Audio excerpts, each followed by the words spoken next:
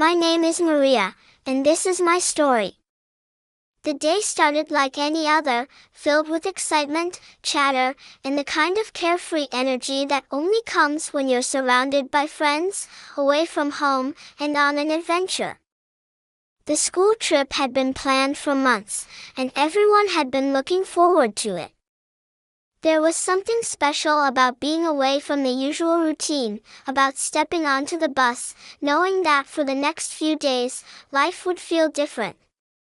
No homework, no early alarms, no responsibilities, just time to explore, to laugh, to make memories.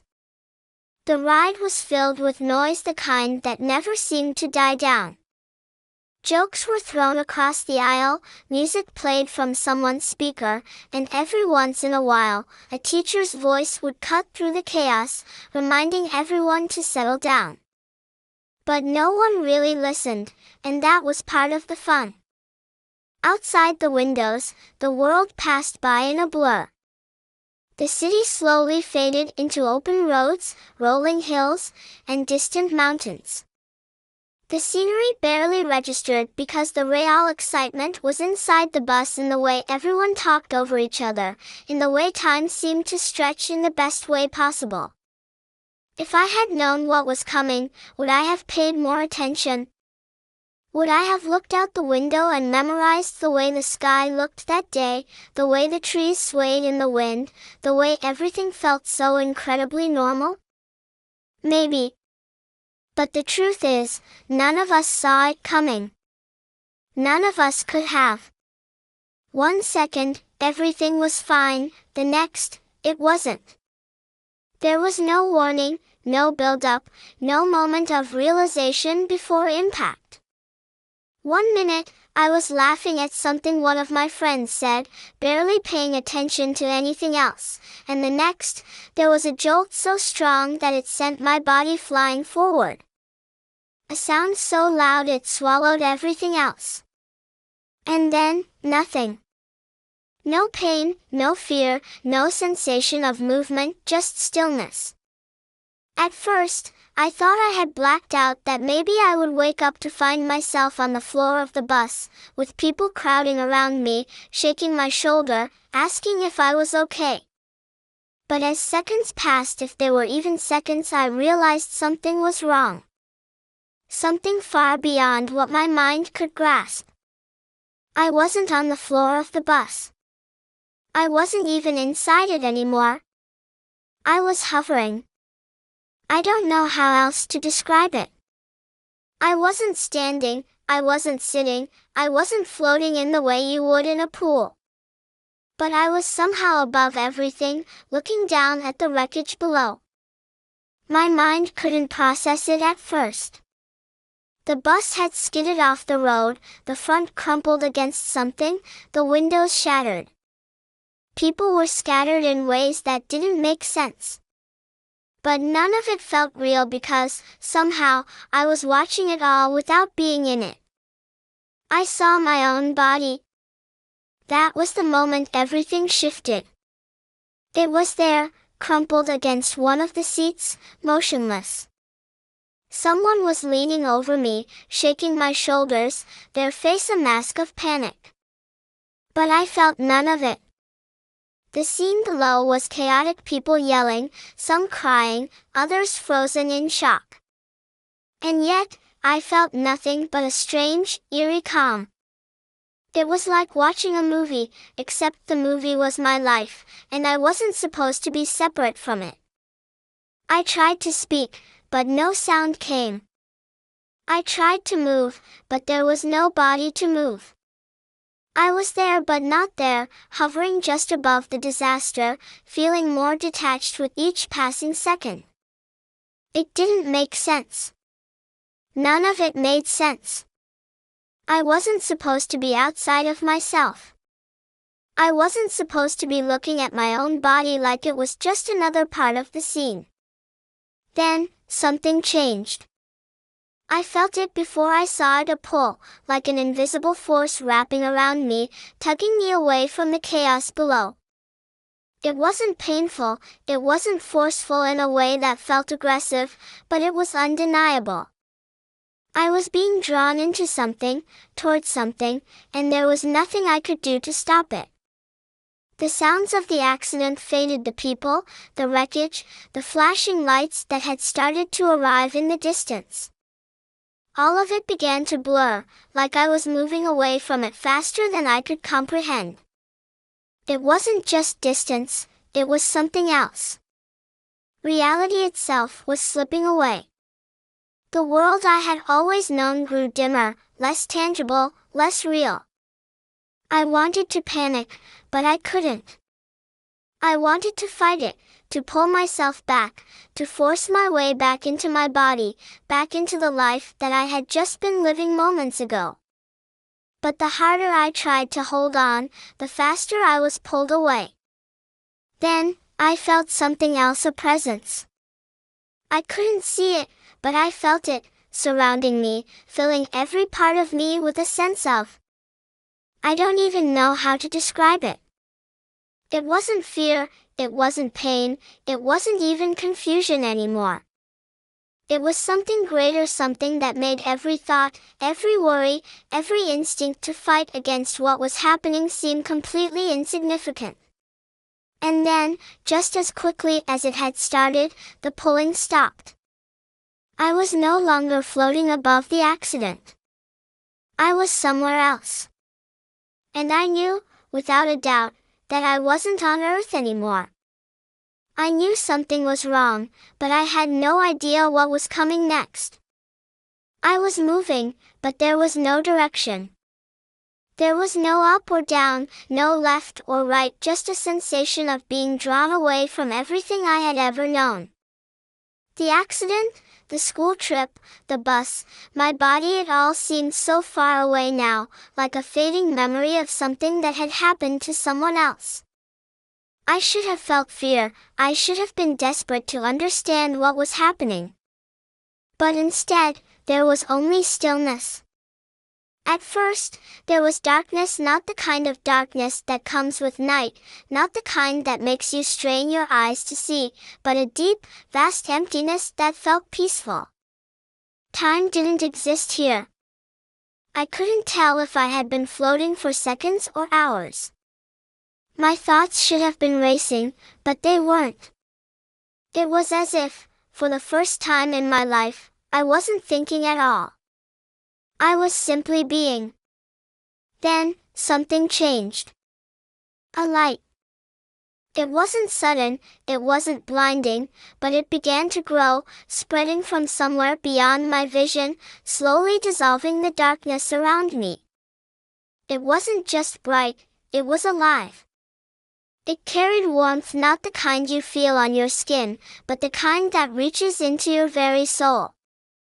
I didn't realize how empty I had felt until I was wrapped in it, until I felt it filling every part of me, until I understood that this light wasn't just something I was seeing, it was something I was becoming part of.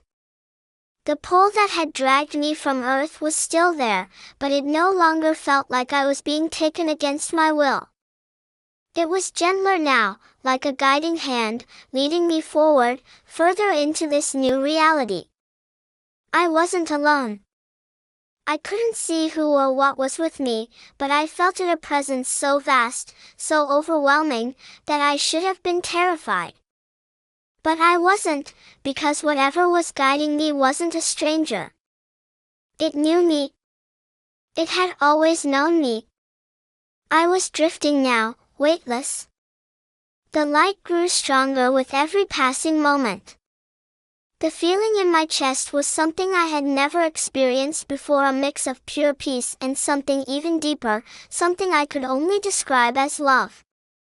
Not the kind of love you feel from family, not even the kind you feel in the best moments of life, but something far beyond that.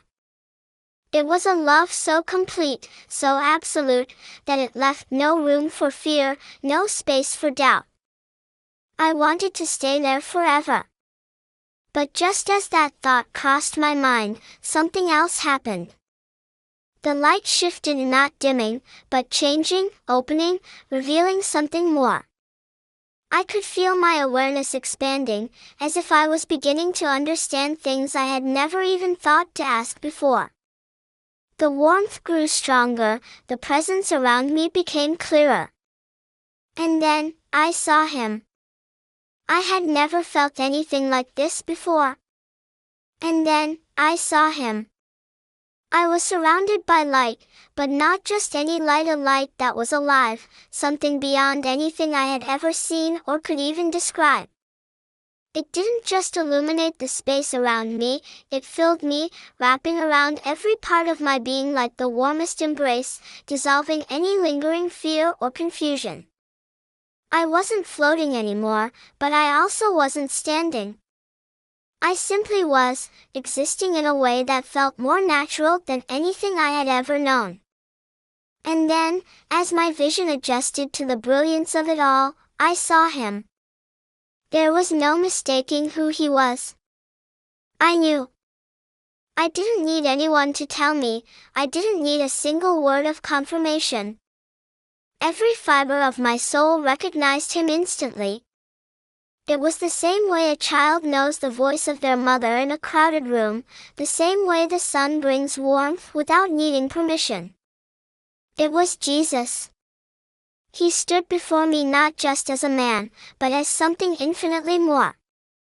His presence radiated a power I couldn't begin to comprehend, and yet, there was no fear, only an overwhelming sense of love so deep, so pure, that I felt like I could melt into it and never want for anything again.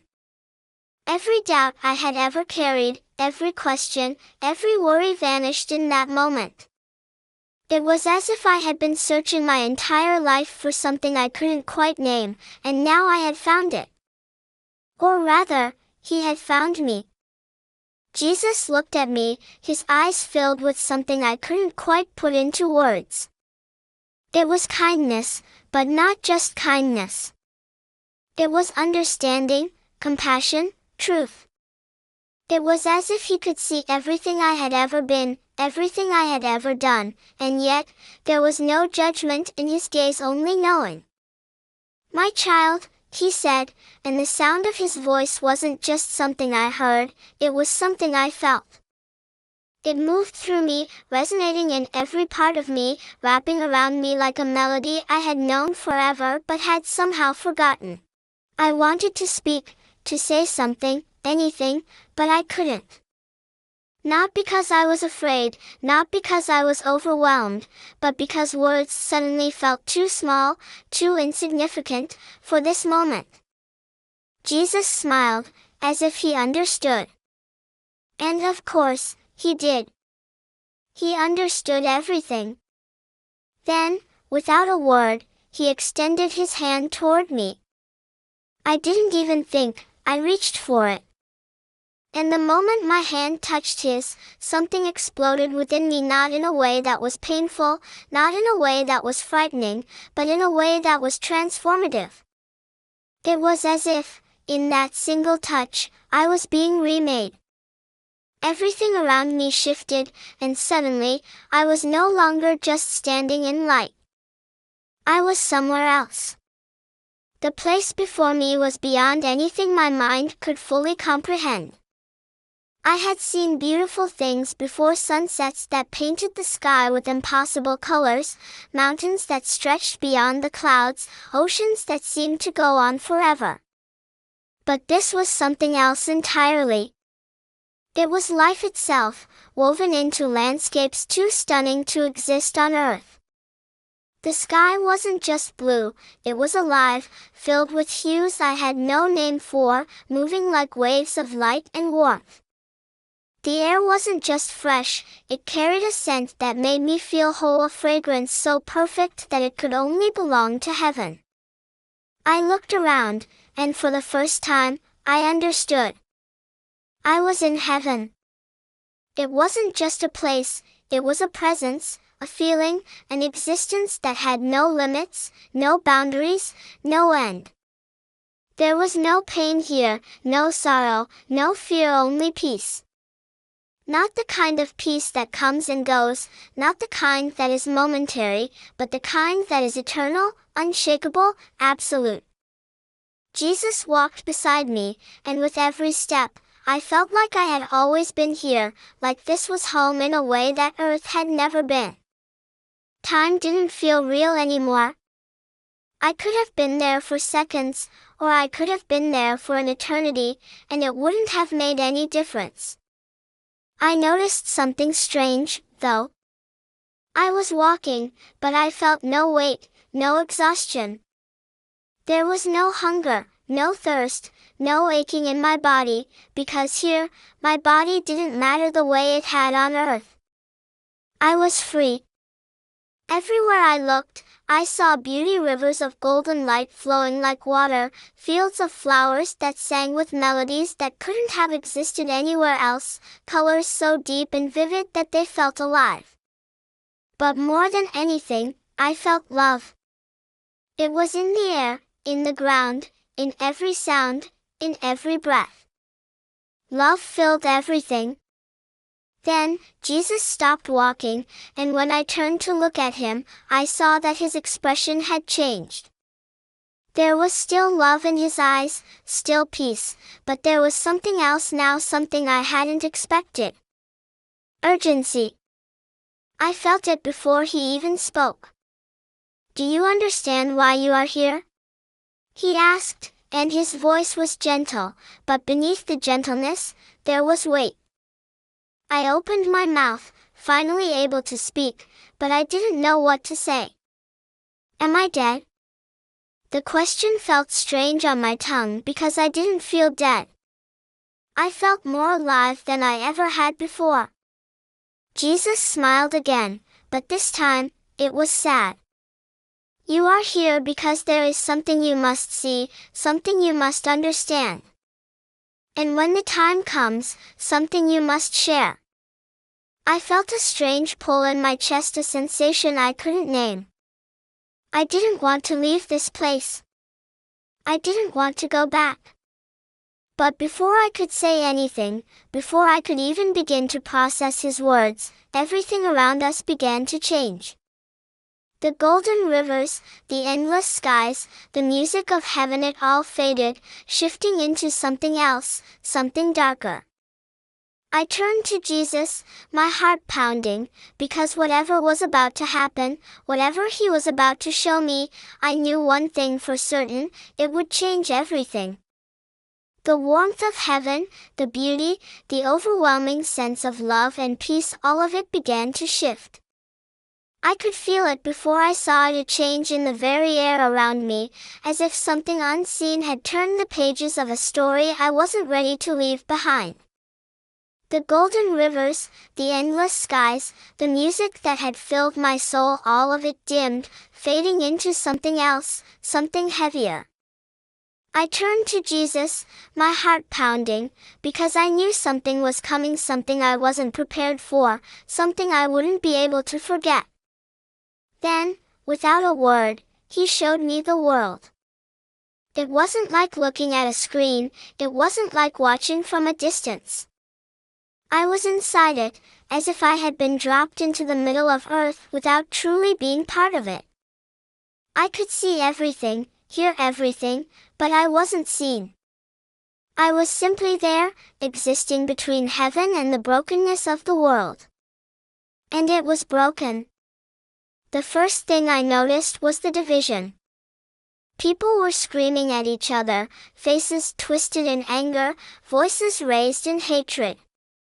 I saw leaders standing in rooms filled with tension, politicians, world figures, powerful men and women, debating, arguing, blaming one another. Some of their faces I recognized, others I didn't. But the message was the same. They weren't seeking peace, they weren't looking for truth. They were looking for control. Their words were empty, their promises hollow, their intentions clouded by pride. I watched as nations turned against nations, leaders sitting at long tables, their expressions tight, their hands gripping papers that meant nothing. They spoke of solutions, of strategies, of alliances and wars and economies, but none of them spoke of God. And then, I saw the people. They weren't just divided by borders, by governments, by policies. They were divided in their hearts. Friends had turned into enemies, families had been torn apart not by war, but by something worse, hatred. I saw brothers who no longer spoke, parents who had abandoned their children over differences that didn't matter, entire communities that had once stood together, now shattered by suspicion and resentment. And worst of all, I saw faith slipping away. Churches that had once been filled with worship stood empty. Some had been converted into places of business, others left abandoned, their walls cracked, their doors locked. And the ones that still remained, many of them were unrecognizable. I saw pastors standing on stages, speaking words that made people feel comfortable but never convicted. I saw people nodding along, content to hear what they wanted, not what they needed. And Jesus, standing beside me, watching it all, spoke at last.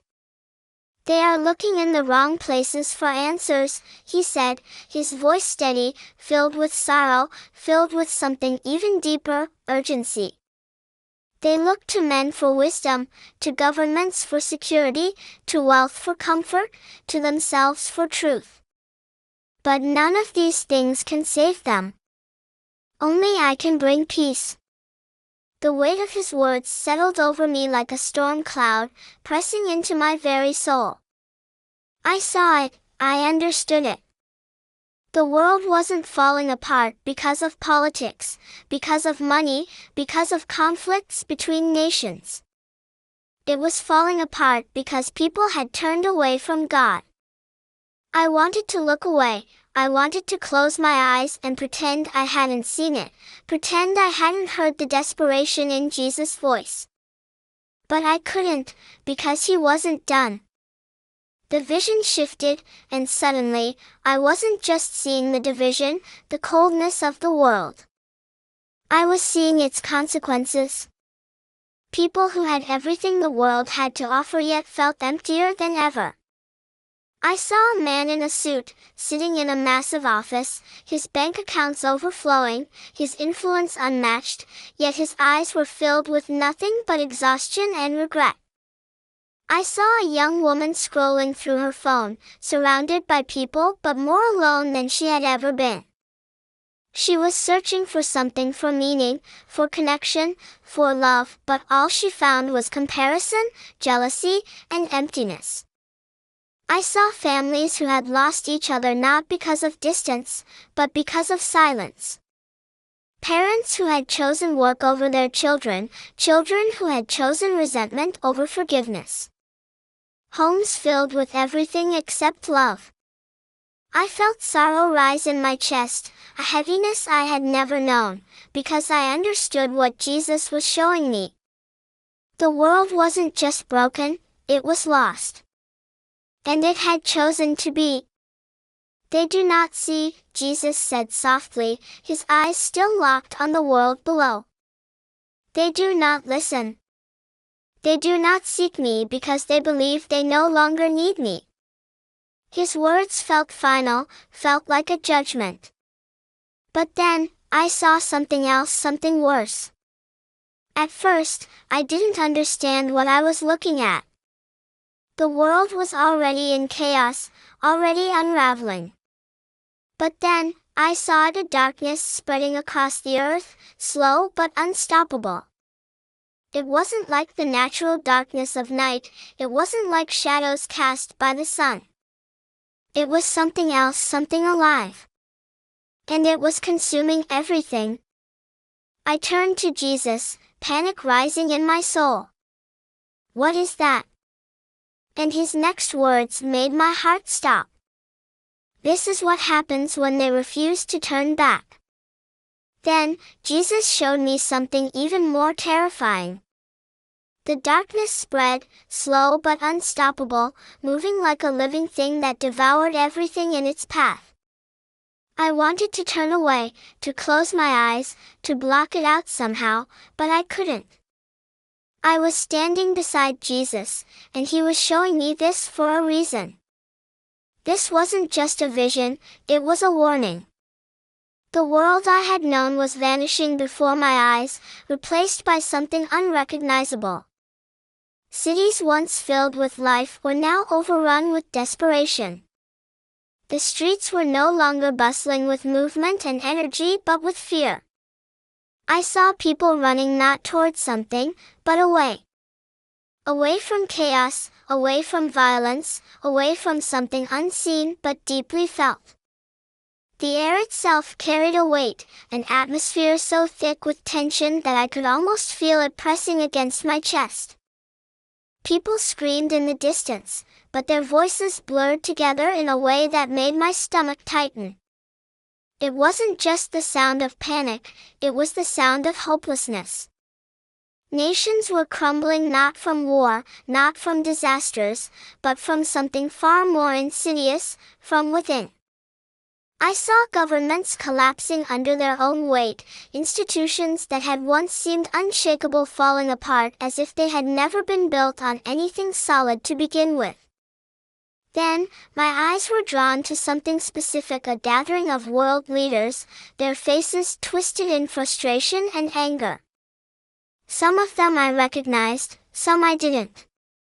They were among the many, their voices raised, their hands gesturing wildly as they tried to maintain control over something that was already lost.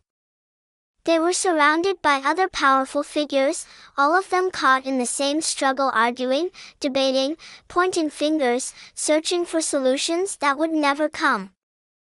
Papers were being slammed onto tables, discussions grew heated, yet there was no unity, no agreement. It was as if none of them truly understood what was happening, as if they were fighting the wrong battle. I turned to Jesus, desperate for an answer. Is this because of them? Jesus' gaze never left the vision before us, but his voice was firm, steady. This is not about them. I frowned, confusion filling my mind. But they're the ones in charge. They're the ones making decisions. Jesus turned to me then, and for the first time, I saw something in his expression that I had not seen before, sorrow. The true battle is not political, it is spiritual. The enemy does not care who is in power, only that the world remains divided.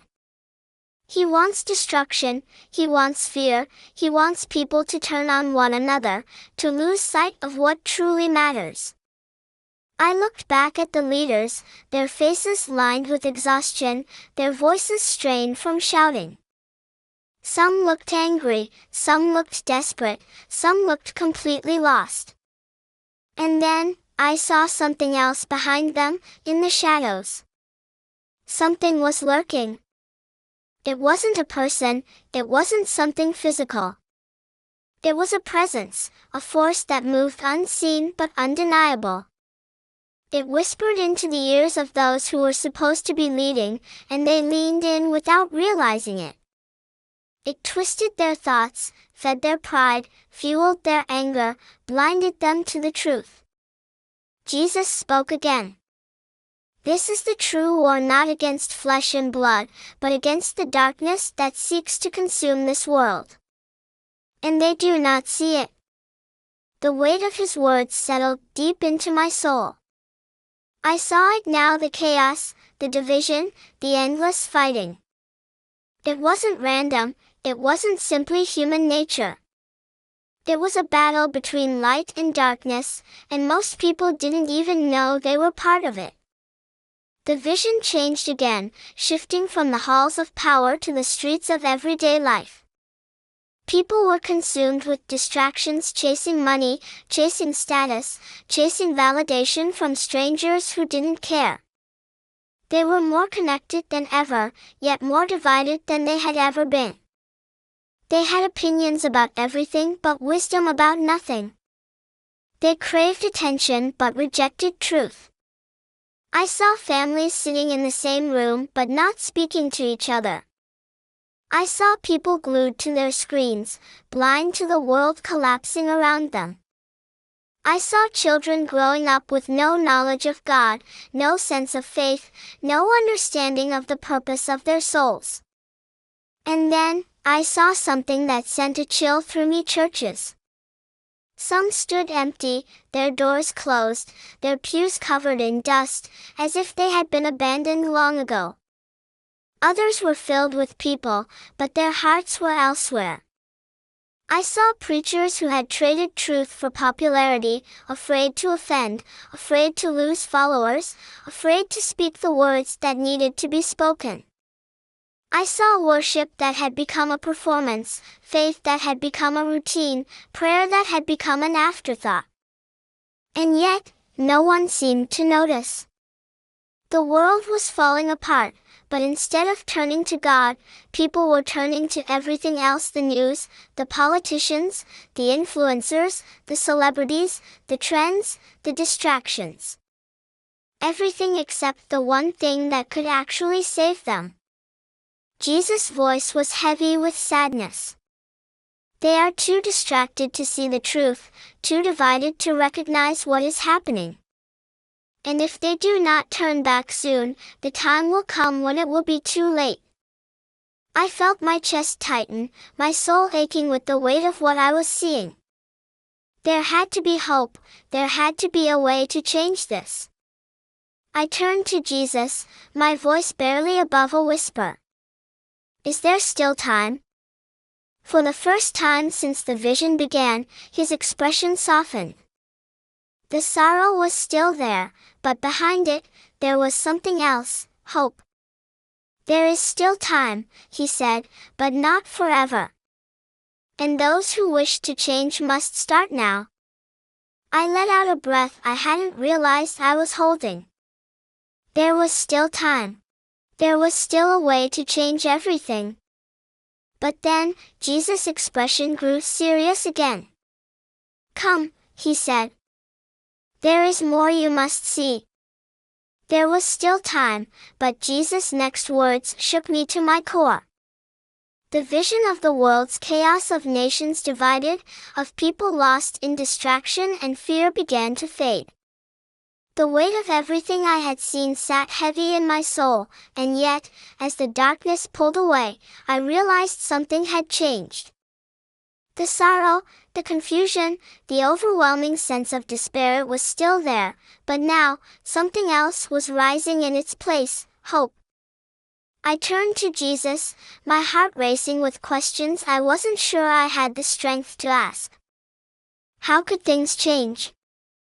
How could the world be saved when it was so lost? Was there any way to undo what I had just seen? Jesus looked at me, and before I could even open my mouth, he spoke. They are looking in the wrong places for answers, he said, his voice steady, unshaken, filled with something deeper than sadness: authority. They search for peace in politics, for security in wealth, for purpose in power. But none of these things will ever satisfy. None of these things will save them. His words struck me like a wave, sinking into me with a weight I couldn't ignore. I had seen it: the people desperately clinging to things that would never last, chasing distractions while their souls remained empty. They thought success would bring them peace, they thought the right leader, the right law, the right movement would fix everything. But it never did, and it never would. I swallowed hard, my voice unsteady. Then what is the answer? Jesus turned his gaze away from the fading vision of the broken world and looked at me, straight into me. The answer, he said, is me. It was so simple, and yet, in that moment, I understood. It had always been him. It had always been about him. Everything people were searching for: peace, love, truth, purpose — it was never going to be found in this world. It was never going to be found in money, in fame, in government, in relationships, in anything people were clinging to so desperately. The world didn't need another political debate, another leader, another war, another movement. It needed Jesus. They must return to prayer, Jesus continued, his voice unwavering. They must seek me daily, not just in times of trouble. They must put love before anger, faith before fear. They must learn to recognize my voice again. I saw it then. People had not stopped believing in God, they had simply stopped listening. They prayed when they wanted something, but they never waited for an answer. They read scripture, but only the parts that made them comfortable. They spoke about faith, but they did not live it. They have lost their connection with me, Jesus said, his voice soft but firm. They speak my name, but their hearts are far from me. If they do not return, the world will remain as it is, lost, broken, blind. The weight of his words pressed into me, not as a burden, but as a responsibility. There was still time, but time was running out. I looked at him, desperation rising in my chest. But will they listen? Jesus held my gaze, and for the first time, I saw something behind his eyes that I had not noticed before: pain. Some will, he said, but not all. The words hit me harder than I expected. I wanted him to tell me that everything would change, that everyone would wake up, that once they heard the truth, they would return to God. But he wasn't going to lie to me. He wasn't going to tell me what I wanted to hear, only what I needed to know. I thought of the people I had seen in the vision, the ones too distracted to notice the darkness creeping in, the ones too consumed by their own lives to hear the warnings, the ones who wouldn't listen, no matter how many signs were given to them. It made my heart ache, but I knew Jesus would not force them to come back. He had given them free will, he had given them the choice.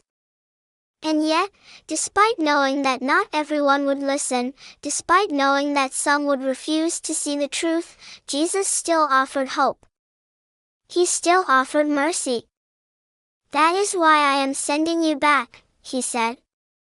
The word sent a shock through me, like a door being opened that I had never expected to walk through. I hadn't thought about what would come next.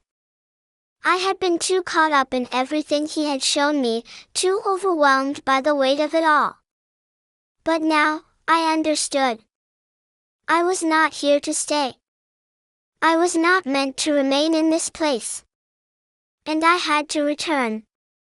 A part of me wanted to argue, a part of me wanted to beg to stay. How could I go back after everything I had seen? How could I return to a world so broken when I had tasted the perfection of heaven? But even as those thoughts ran through my mind, I knew Jesus was right. I had to go back. I had to tell them. There was still time, there was still a way to change everything. But the choice wasn't mine. The choice belonged to them. I didn't want to leave heaven, but I knew Jesus was right. I stood there in silence, trying to process what Jesus had just told me, but my heart could not accept it. I knew the truth, I understood the weight of it, and yet, deep within me, something resisted. How could I return to the world after experiencing this place? How could I leave behind the overwhelming love, the endless peace, the absolute perfection of heaven, and willingly go back to a world that was broken, divided, and full of suffering? The thought of waking up in my body again, of feeling the limitations of human weakness, of carrying this knowledge while watching so many people refuse to see the truth, felt unbearable. I turned to Jesus, desperation rising in my chest like a tide that could not be held back. "Please," I whispered, my voice barely strong enough to form the words. "Don't send me back. Let me stay here with you." Jesus looked at me, his expression filled with both love and understanding.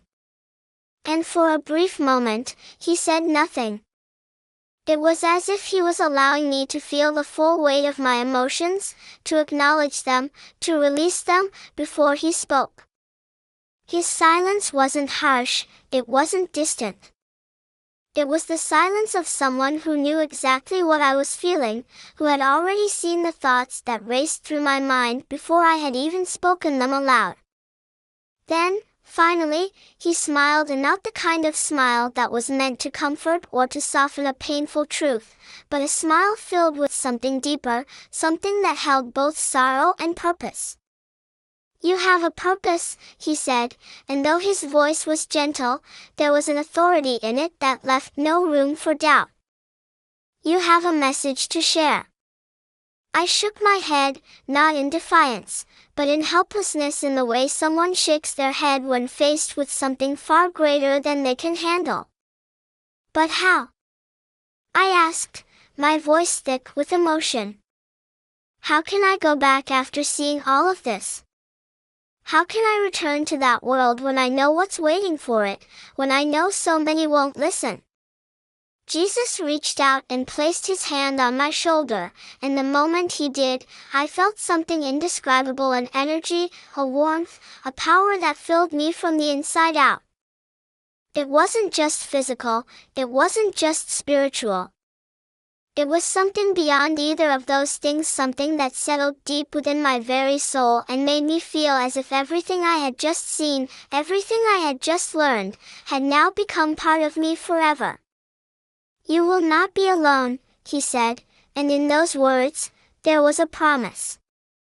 I wanted to believe it. I wanted to trust that when I returned, I wouldn't be overwhelmed, that I wouldn't feel lost, that I wouldn't struggle under the weight of this knowledge.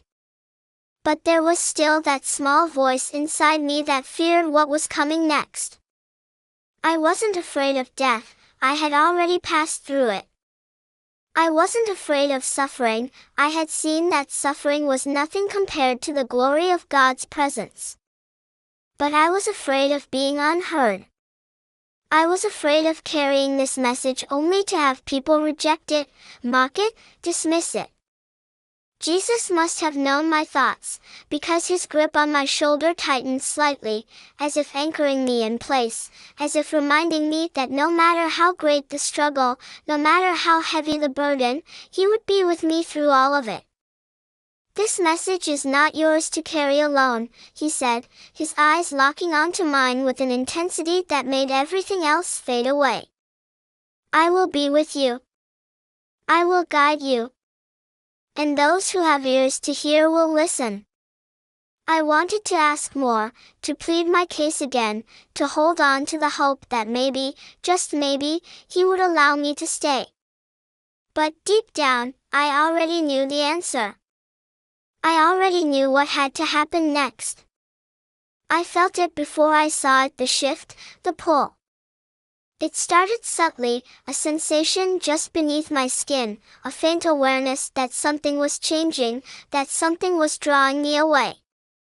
Then, all at once, it became stronger. It wasn't painful, it wasn't forceful in a way that felt violent, but it was absolute. I gasped, my body, if I could even call it a body in this place, tensing as I felt myself being pulled away faster than I could comprehend. Heaven was fading. Jesus was still looking at me, still holding on to me in a way that wasn't physical, but I was leaving. I wasn't ready. I hadn't said everything I wanted to say.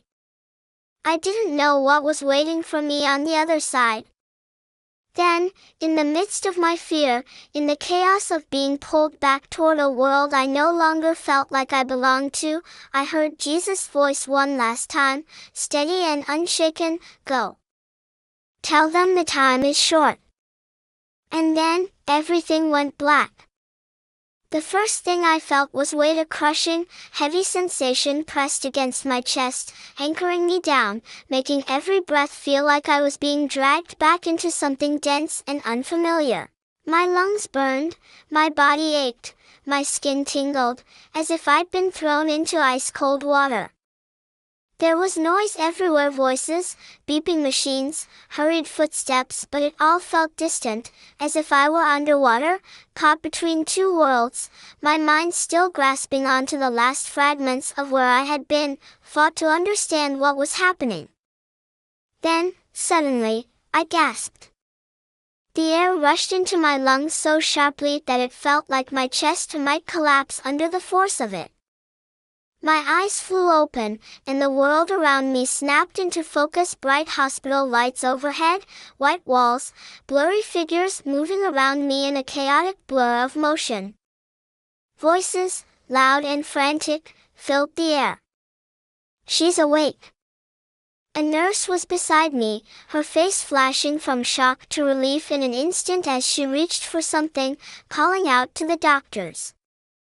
I tried to move, but every part of me felt foreign, as if I had been asleep for years and my body had forgotten how to function. My muscles ached, my limbs were weak. But none of that mattered. The moment I opened my eyes, I knew I was back. I wasn't in heaven anymore. The realization hit me harder than the accident itself. The warmth, the love, the peace, it was gone. The weight of my human body, the limitations of this world, the emptiness compared to what I had just experienced, felt unbearable. I had never known how heavy life was until I had experienced something beyond it. There were people around me, doctors, nurses, but I barely registered them. My mind was reeling, my heart pounding with an urgency I didn't fully understand. My ears were ringing, but through the noise, I heard crying. I turned my head slow, stiff, like my body didn't quite belong to me anymore, and saw my parents standing by my bed, their faces streaked with tears. My mother had her hands over her mouth, shaking, as if she didn't believe what she was seeing. And my father, who never cried, had red, swollen eyes. I wanted to speak, to tell them that I was okay, but I wasn't sure what words to use. I wasn't okay. I wasn't the same. The doctor leaned over me, checking my pulse, shining a light into my eyes, saying something I didn't quite register. "Can you hear me? Do you know where you are?" I blinked at him. "The hospital," I croaked, my throat raw, my voice hoarse. He nodded, relief washing over his face. "You were in an accident. You were unconscious for..." He hesitated, as if he didn't want to say the words. "Longer than we expected." I barely heard him. The accident, the school trip, the crash, it all felt like a lifetime ago. But the memory of where I had been, of what I had seen, was sharper than anything around me. My mind wasn't clouded, my thoughts weren't scattered, like someone waking from a dream. I remembered everything, every word Jesus had spoken, every vision he had shown me, every overwhelming feeling of love and urgency. It had been real. More real than this room, more real than the doctors, the hospital, the machines beeping around me. More real than Earth itself. Tears welled in my eyes, though I didn't understand why. Maybe it was because I had left something behind. Maybe it was because I knew, without a doubt, that I could never go back to the way things were. My mother stepped closer, hesitant, as if afraid that if she touched me, I might disappear again. "You're awake," she whispered, her voice shaking, her eyes filled with something between disbelief and overwhelming relief. We thought we lost you." I turned to her, and the emotions that had been building inside me threatened to spill over. I had been gone. I had seen what was beyond this life. And yet, here I was, lying in this hospital bed, alive. And I knew I had come back for a reason. I wasn't given a second chance just to return to my normal life. I wasn't sent back to simply exist. I had a message to share. I had seen what was waiting on the other side. I had heard Jesus himself tell me that time was running out. I had felt the urgency of what was coming if people didn't turn back. I had been shown the truth, and now, I had no choice but to tell others.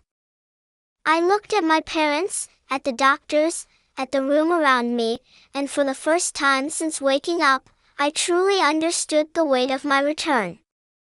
I had to share what I had seen before it was too late. The moment I left the hospital, I knew my life would never be the same again. Everything looked the same, the sky, the trees, the streets filled with people going about their day, but I was different.